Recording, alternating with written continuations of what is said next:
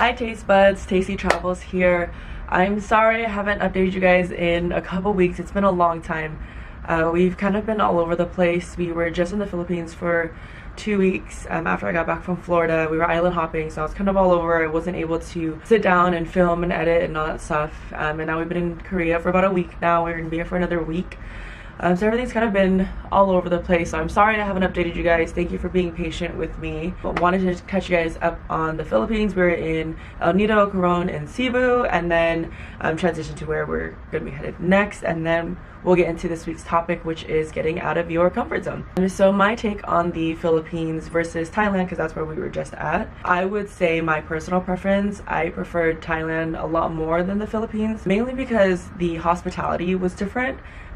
Not that I feel like you should cater to foreigners or Westerners. I just felt like they were maybe a little bit more considerate and gracious and happy. And I just felt like the hospitality in Thailand was just heaps greater than what I received in the Philippines. When I do an excursion in Thailand, you get exactly what is listed on the packet for the price listed. In the Philippines, you know, they'll give you an excursion for $20 and you're like, oh, that's so cheap, that's great. And then you get there and you have to rent, let's say, a kayak. That's another $8, which in the Philippines is a lot of money considering your average meal is $1, $2.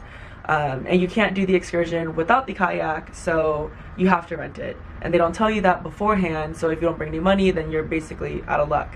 And then you move on to the next destination in the same excursion, and you have to, again, rent another kayak for another $8, even though you already rented the kayak at the last spot, and you can't do this excursion without the kayak because it's too far of a swim.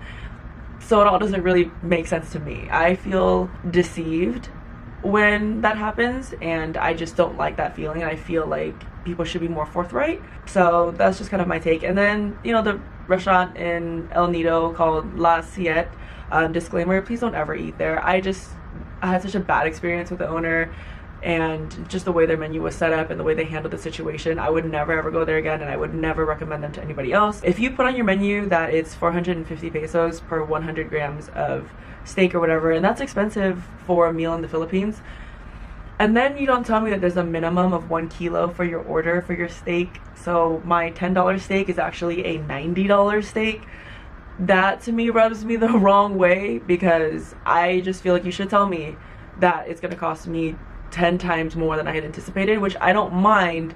I would just like to know that before it comes out. I wanted to get that off my chest. That really bothered me, and that left a really bad taste in my mouth for the rest of the island. So we're going to be off to Vietnam next. We're going to be there for 2 to 3 weeks, depending how we feel. We're going to be doing North and South Vietnam, and I'm really excited because the last time I was there, I only spent maybe 2 days in the south and 2-3 days in the north. I didn't really get to fully immerse myself in my own culture and get back to my roots, talk to the people, and really get a good grasp of where I came from. So I'm really excited for that. Stay tuned for that journey. If you guys follow me on Instagram, and disclaimer, if you don't, shame on you, because you're missing out on like all the updates, everything else. That's where you guys will find the most up-to-date info on where I'm at, what I'm doing, and all that other jumbo. But if you guys checked out my last Instagram post, we did go swimming with the whale sharks in Cebu. My heart is a little conflicted because on one hand, that was the coolest thing I've ever done. Whale sharks are such beautiful creatures. I love aquatic animals. If you know me, if we ever go anywhere and I'm lost, look for a fish tank, I'm probably standing in front of it, staring at the fish go by. I love marine life. And I naively thought that, you know, this is so cool that whale sharks come here, you can just swim with them and it's all fine. Until after the fact, after I had such a great time, I looked into it and I realized that the fishermen feeding the whale sharks to lure them into this area where we were swimming actually affects their migratory patterns, and they affect their natural behavior to associate humans with food, and I don't necessarily condone that. So on one hand, I don't want ecotourism to affect marine life so much that this can't continue for generations to come, but at the same time, I would want somebody to experience that and to be able to swim with these creatures so that they could appreciate taking care of our oceans and not polluting the waters and not wearing certain sunscreens into the water because it's destroying our coral reefs. Stuff like that I would want to raise awareness for. So it's kind of conflicting in my heart, and I still haven't really settled in on that yet. So feel really guilty, but really cool. So I don't really know where I stand. So that's basically the update so far as what I've been up to. Linda and I are doing great. As you guys can see from the insane footage that we got, we've just been doing a lot the last couple of days. That's her swimming underneath with the whale sharks, being a badass. She's the one paddling the kayak. But let's go ahead and step into this week's topic. This week's topic is actually one of my favorites. It's getting out of your comfort zone. And I have a couple different fears or whatnot that I myself battle.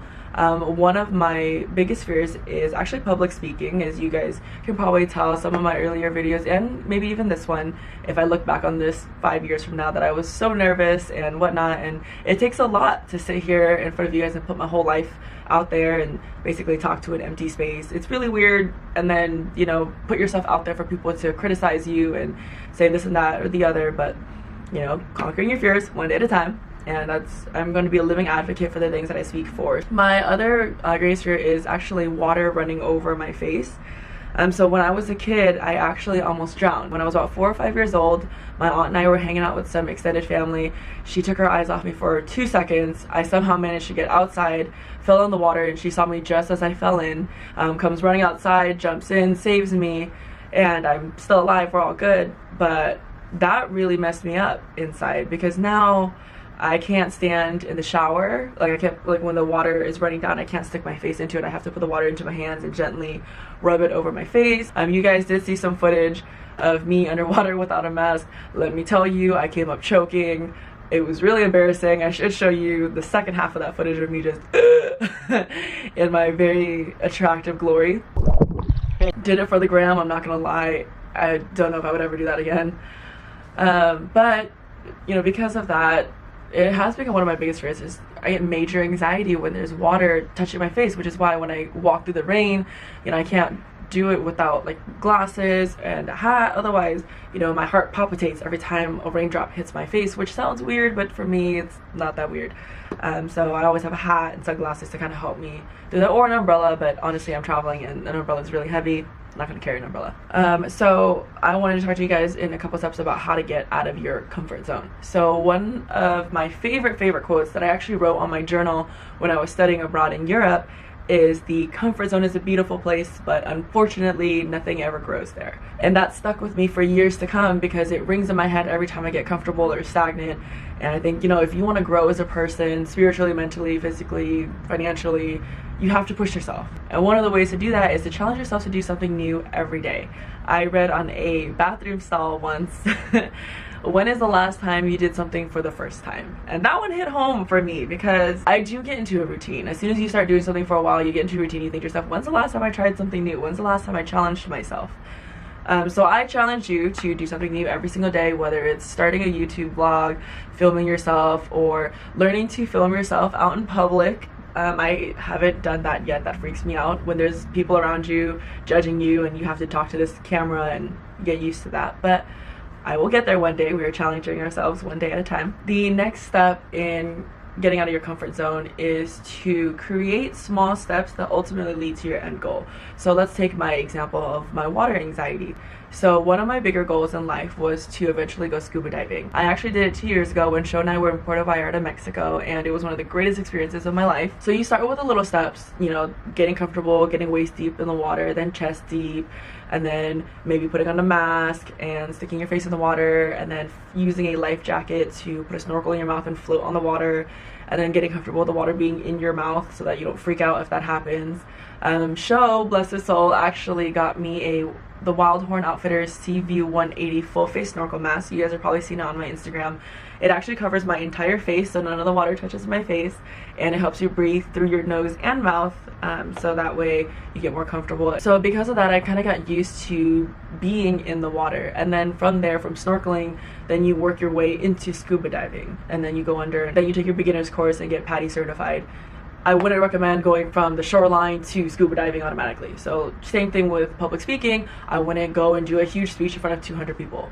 Maybe you get used to saying it in front of 10, 15 of your closest friends and family, and then you go on to speaking a crowd in front of 20, 30, 40, 50 people, and then work your way up to a large crowd of 2,000 people. It's not something that happens overnight. So don't be afraid if it takes a little bit of time. As long as you continue to strive and push yourself forward, you're fine. Having a great support system is also super important. Linda is my biggest support system while I'm out here in specific. Sho and Kelly and my mom and my family and my other friends and stuff like that are my other support system when I'm back home. But here, you know, I really just have her. So while we were snorkeling out at the dive sites, she actually went under with one of the guides and said, you know, this is so cool, there's a shipwreck underneath that you can go down, you see the fish, the reef and stuff like that, but you can't see it from up top because the water visibility wasn't great, the weather wasn't great, so it was murky. And I told her I can't go under, there's no way, the pressure would freak me out, I don't have the right mask for it, blah blah blah. And she said, look, I really think you should do it. You would be doing yourself a disservice if you didn't go down there because it's really pretty. And she's like, I think you can do it, it'll be fine, he'll hold your hand, it's okay. So I said, okay, I'll try. So I put the mask on and the guide grabs my hand, starts kicking me down to the bottom of the shipwreck, and it's amazing. The fish and the reef and everything is just so beautiful and so vibrant, and I'm so glad that I did it, even though in the moment it was terrifying. And I came up, same thing, gasping for air, freaking out. But I'm really glad that I did it, and I'm super grateful for her. If she hadn't told me to go, I probably wouldn't have done it. I would have said, ignorance is bliss. I don't know what I'm missing out on, so it doesn't matter to me. But I'm super glad that I did, and I continue to, you know, push other people to push out of their comfort zones. And who would I be if I didn't take myself out of my own comfort zone? The last and final step that I have for getting out of your comfort zone is to let you know that it is okay to come back to the comfort zone to recharge your batteries after stepping out of it. For example, I'm sure you would have never guessed I'm actually an introvert.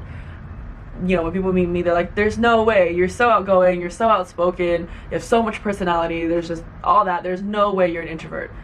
But it's true. I'm great in one-on-one settings, but in a large group setting or at parties and stuff, I tend to be more of a wallflower, and I get quiet, and if I have too many social activities in a row, it's really exhausting for me, and I definitely need to recluse back to my room by myself and do a low-key activity to recharge my own batteries. So same thing, when you're pushing yourself to get out of your comfort zone, you're activating your adrenaline and your fight or flight reflexes, and that's exhausting. It takes a lot of your energy, it takes a toll on your body, and so it's okay to push yourself and then go back, recharge your batteries, you know, breathe, regain equilibrium, and then come back out and push yourself a little bit further. That's okay to do too, and that's something that I definitely would encourage because it creates sustainable results for you in the future. So to recap all that, basically do something new every day, create a steps list for yourself to go further and further, and it's okay to come back to your comfort zone in order to recharge your batteries and try again. So that's basically all I have for you guys this week. Thank you so much for everyone that's been tuning in and staying loyal and watching every single time I release a new episode. You guys know who you are, and I really appreciate you. If you know anybody who would benefit from this video, share this with your friends, share this with your family, share it with your doctor, share it with your mailman, whoever you feel like they should definitely watch this video, or you're thinking about them, or just if you think it's great. I always appreciate the sharing, so my heart goes out to you. Thank you for anyone out there who's telling everybody about me and thinks that they should watch me. I appreciate that. As always, thank you so much for tuning in. If you guys have any comments, questions, you just want to reach out to me and ask me, I don't know, what my favorite color is, whatever you feel like, go ahead and put it in the comments below. I don't mind. I love interacting with you guys. I get a lot of messages from people asking for life advice and whatnot, and I love helping people, so feel free to reach out. And as always, keep designing your best life. You guys deserve to be happy. You deserve to look back on your life when you're 60 and think, I did everything my heart desired and I lived such a full life, and I'm so blessed to be where I'm at now. And I'm so glad that when I was kind of going through that phase a couple months ago before I had quit my job, that everybody was telling me that I was making a mistake and that I needed to live my life a certain way and follow a certain storyline, and I'm so happy that I didn't. And so I encourage you to do the same. Do what your heart makes you happy, live passionately, and do what you love, because ultimately it's your life and you only get one. So no one else lives in your shoes but you. So go ahead and do whatever you have to do, make yourself happy, and live life to the absolute fullest. Alright guys, thank you so much for watching, and we'll catch you in Vietnam. Bye!